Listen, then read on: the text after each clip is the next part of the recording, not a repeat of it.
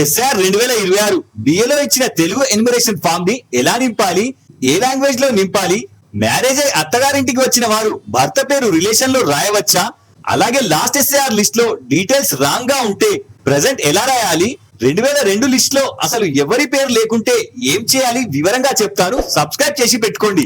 మొదటగా మన తెలుగు రాష్ట్రాల్లో బిఏలో ఇచ్చిన ఫామ్ ఇలా ఉంటుంది. ఇది ఒక్కో రాష్ట్రంలో ఒక్కో లాంగ్వేజ్ లో ఉంటుంది.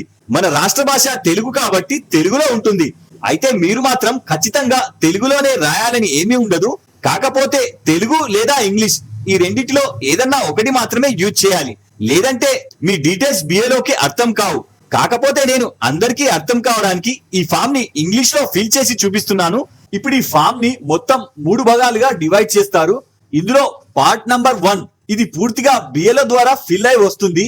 ఇందులో మీరు నింపేది ఏమీ ఉండదు. పార్ట్ నంబర్ 2 ఇందులో 2 పోర్షన్స్ ఉంటాయి. ఏదైనా ఒకటి మాత్రమే ఫిల్ చేయాలి. ఒకటి ఫిల్ చేస్తే మరొకటి క్రాస్ మార్క్ పెట్టాలి. పార్ట్ నంబర్ 3 ఇందులో మీ ప్రెజెంట్ డీటెయిల్స్ ఫిల్ చేయాలి. ఇప్పుడు పార్ట్ 1 ని చూసినట్లయితే ఇందులో 5 బాక్సెస్ ఉంటాయి.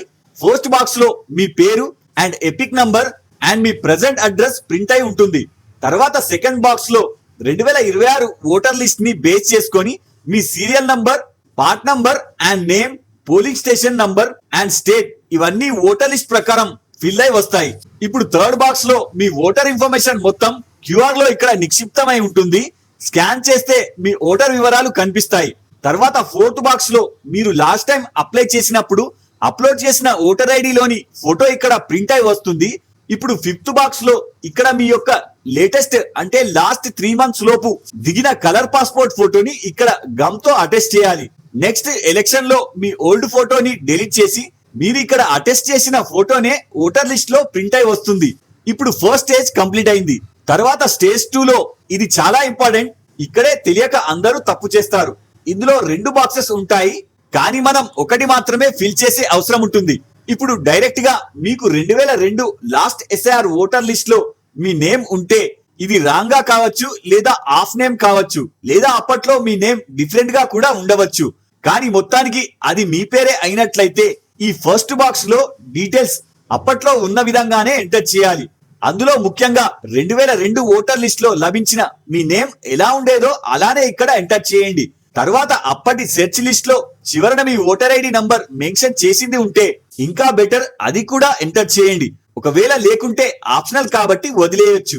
అండ్ థర్డ్, అప్పట్లో మీ రిలేటివ్ అంటే మీ నేమ్ పక్కన ఎవరి పేరు ఉండేదో వారి నేమ్ కూడా అప్పటి విధంగానే ఇక్కడ మెన్షన్ చేయాలి. తర్వాత కింద పైన మెన్షన్ చేసిన నేమ్ మీకు ఎలాంటి రిలేషన్ అవుతారు, ఫాదర్ లేదా గ్రాండ్ ఫాదర్ ఆర్ మదర్ లేదా గ్రాండ్ మదర్, వీళ్ళలో మీ రిలేషన్ ఇక్కడ మెన్షన్ చేయాలి.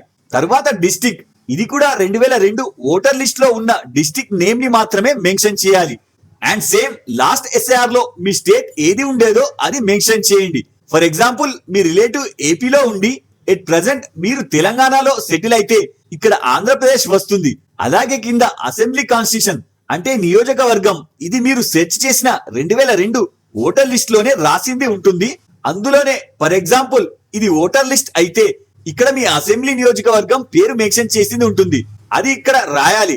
అలాగే సేమ్ అసెంబ్లీ నియోజకవర్గం నంబర్ ఇది మరియు పార్ట్ నంబర్ అండ్ మీ నేమ్ ముందరున్న సీరియల్ నంబర్, ఈ 4 పర్ఫెక్ట్ గా నోట్ చేసుకొని ఈ కింది బాక్సెస్ లో రాయాలి.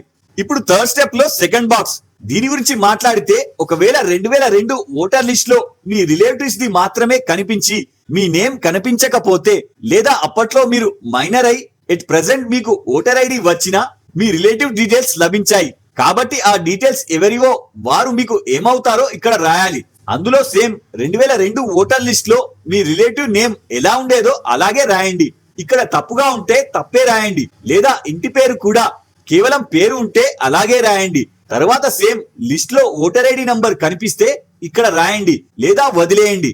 అలాగే కింద రిలేటివ్, ఒకవేళ ఇక్కడ మీ నాన్న పేరు దొరికి ఆ పేరు ఇక్కడ రాస్తే మీ నాన్న ఫాదర్ నేమ్ ఇక్కడ రాయాలి, అది కూడా యాజ్ ఇట్ ఈస్ గానే రాయండి. తర్వాత కింద పైన మెన్షన్ చేసిన నేమ్ మీకు ఎలాంటి రిలేషన్ అవుతారు, ఫాదర్ లేదా గ్రాండ్ ఫాదర్ ఆర్ మదర్ లేదా గ్రాండ్ మదర్, వీళ్ళలో మీ రిలేషన్ ఇక్కడ మెన్షన్ చేయాలి.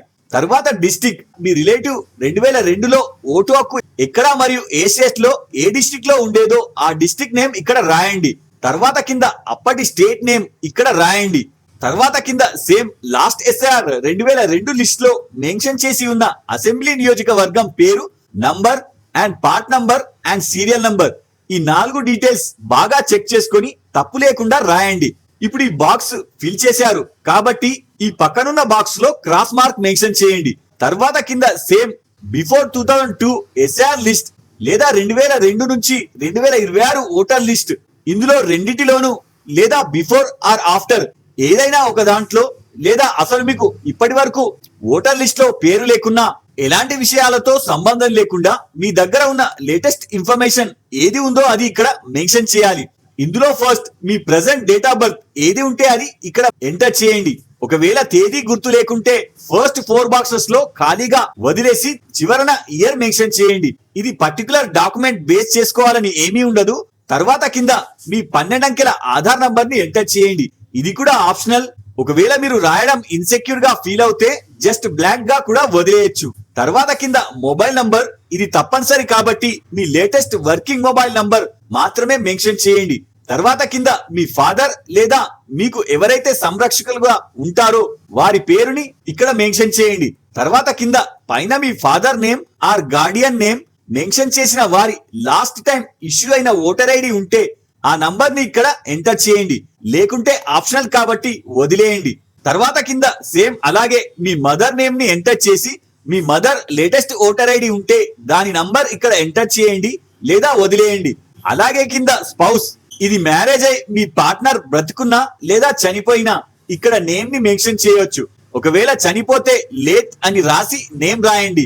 ఒకవేళ అన్మ్యారీడ్ అయితే లేదా మీకు ఇన్ఫర్మేషన్ షేర్ చేయాలనిపించకపోయినా spouse name and spouse voter ID number optional కాబట్టి వదిలేయండి. ఇప్పుడు పార్ట్ నంబర్ 3 కంప్లీట్ అయింది. తర్వాత కింద మీ ఓన్ సిగ్నేచర్, ఒకవేళ సైన్ రాకుంటే పక్కన వేలిముద్ర కూడా వేయవచ్చు. ఇక్కడ ఒకవేళ ఆ వ్యక్తి లేకుండా అతని డీటెయిల్స్ వేరే వారు నింపినట్లయితే అప్లికెంట్ వీరికి ఎలాంటి రిలేషన్ అవుతారో ఇక్కడ రిలేషన్ ని మెన్షన్ చేయండి. ఫర్ ఎగ్జాంపుల్ ఇక్కడ భర్త టూర్ లో లేదా విదేశాలలో ఉండి ఉంటే అతని తాలూకు ఎవరైనా ఈ ఫామ్ ని నింపుతున్నారో వారి సైన్ అండ్ రిలేషన్ ని మెన్షన్ చేయాలి. ఇది థర్డ్ స్టెప్. ఇప్పుడు కొందరికి లాస్ట్ ఎస్ఐఆర్ 2002 లిస్ట్ లో మీ పేరు కానీ మీ రిలేటివ్ ది నేమ్ కానీ అస్సలు దొరకకుంటే ఎట్ ప్రెసెంట్ రీసెంట్ గా మీకు ఓటర్ ఐడి ఉంటే కేవలం ఇక్కడ మీ రీసెంట్ పాస్పోర్ట్ ఫోటోని స్టిక్ చేసి కింద మీ ప్రెసెంట్ ఓటర్ ఐడిలో ఉన్న డీటెయిల్స్ ఇక్కడ మెన్షన్ చేస్తే సరిపోతుంది. కింద ఉన్న 2 బాక్సులు బ్లాంక్ గా వదిలేసి కింద సైన్ చేసి బిఏలోకి ఇచ్చేయండి.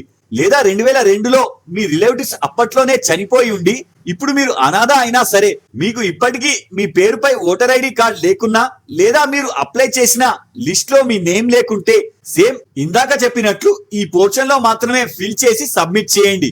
అంతేకాని డీటెయిల్స్ మాత్రం రాంగ్ గా ఎంటర్ చేయకండి.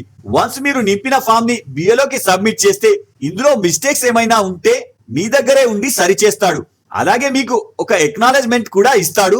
తరువాత ఎవరైతే డీటెయిల్స్ సరిగా మ్యాపింగ్ చేయకున్నా లేదా రాంగ్ రిలేషన్ ని మెన్షన్ చేసినా లేదా బ్లాంక్ పేపర్ అలాగే ఇచ్చేసినా లేదా ఫామ్ ని మిస్యూజ్ చేసినా ఈసీ నుంచి మీకు నోటీస్ ఇష్యూ అవుతుంది.